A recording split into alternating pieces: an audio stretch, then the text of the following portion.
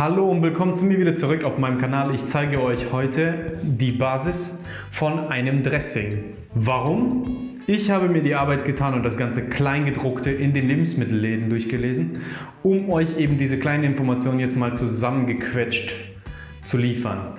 Und ich habe auch zusätzlich viele Videos auf YouTube gesehen und ich bin nicht ganz damit einverstanden, weil eigentlich gar keiner euch die Basis erklärt, warum man das Dressing denn so macht, wie man es macht. Was ist denn die Basis von einem Dressing?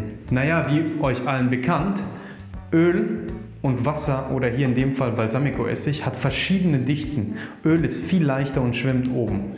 Um eben Öl zu brechen, brauchen wir dafür einen Emulgator. In diesem Fall ist das der Senf, der uns dann später die Emulsion ermöglicht, wobei die Emulsion ist sozusagen das Rühren oder Mixen von der ganzen Geschichte.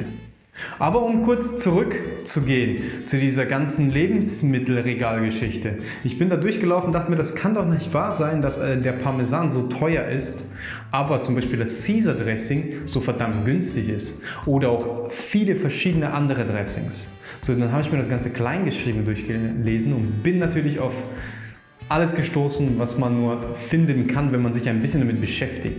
Und zwar werden dann Caesar Dressing vorne drauf geschrieben und hinten steht dann drauf, dass da 2% Hartkäseanteil drin ist, was nichts mit einem Parmesan zu tun hat. Ein Hartkäse, wie jeder weiß, kann jeder andere Käse sein, muss kein Parmesan sein. Noch zusätzlich dazu kommt, dass die meisten Dressings, die fertig sind, 80% Wasseranteil liefern.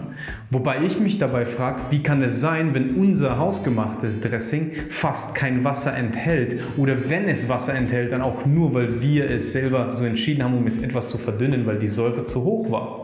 Und das hat mich einfach verärgert und damit wollte ich euch aufklären. Ihr müsst selber am Ende entscheiden, ob ihr euch Xanthan, Guarmehl, Säureregulatoren, Ascorbinsäuren, Süßungsmittel, um eben das ganze Paket auf die Zunge gut zu liefern, hat die Industrie euch das schön vorgefälscht, mit schönen Worten kodiert und das Ganze schön aussehen lassen im Regal. Oder nehmt ihr das hausgemachte, einfache und das zeige ich euch und das ist auch die Basis für ein Dressing. Und zwar die Faustformel für ein Dressing sind 2 Teile Öl, 1 Teil Flüssigkeit. Und eben um die Moleküle zu brechen und sie miteinander zu vermengen, in dem Fall der Emulgator Senf. Und den Senf brauchen wir ungefähr 10% von der Gesamtmasse. Das heißt, auf 1 Kilo braucht ihr 100 Gramm Senf. Wir machen jetzt aber kein 1 Kilo Dressing, wir machen jetzt ca. 100 Milliliter Dressing, das heißt 10 Gramm. Das entspricht ungefähr einem Teelöffel. Und wie immer nach meinem kleinen Intro geht es auch weiter und da zeige ich euch, wie man das Dressing macht. Das dauert auch wirklich nicht lang.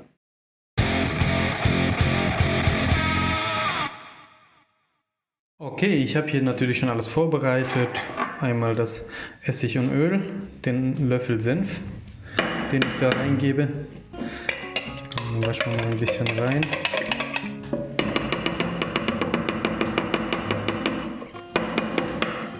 Salz.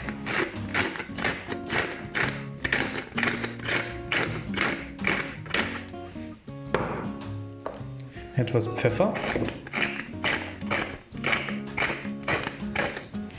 Um die perfekte Emulsion zu haben, nehme ich gerne den Mixer her, weil der eine Geschwindigkeit erreicht, die wir mit dem Schneebesen nicht schaffen. Und da kann man sehen,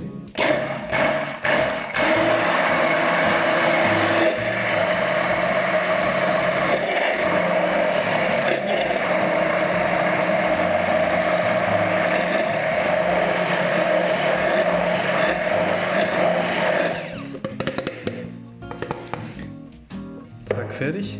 So, und das ist die Konsistenz vom Dressing. Die legt sich super über ein Salatblatt.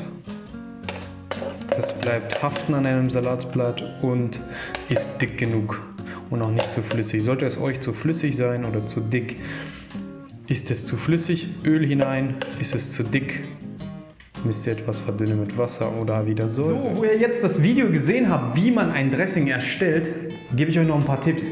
Ihr habt zu Hause Zitronen, ihr habt zu Hause irgendein Öl, was ihr nie verwendet habt, Chiliöl, Walnussöl, was es nicht alles gibt, was die Leute einem nicht alle schenken nach einer Zeit. Das könnt ihr alles zu einem Dressing machen. Wenn ihr schon Walnüsse in einen Waldorfsalat zum Beispiel reingibt oder euch Walnüsse über einen Salat streut, dann macht doch ein Walnussdressing dazu aus Walnussöl und zum Beispiel Himbeeren, weil die auch eine gewisse Säure haben, anstatt Essig, Himbeeren und Wasser oder Zitronen mit Himbeeren oder nur Zitrone, Limette, alles was Säure hat, könnt ihr euch selber zusammenmischen. Und ist es zu sauer, Honig oder Zucker eignen sich ideal, um die Säure runter zu regulieren, um das Ganze geschmackvoll zu gestalten. Ich hoffe, dir hat das Video dieses Mal wieder gefallen. Drückt den Like-Button und abonniert meinen Kanal.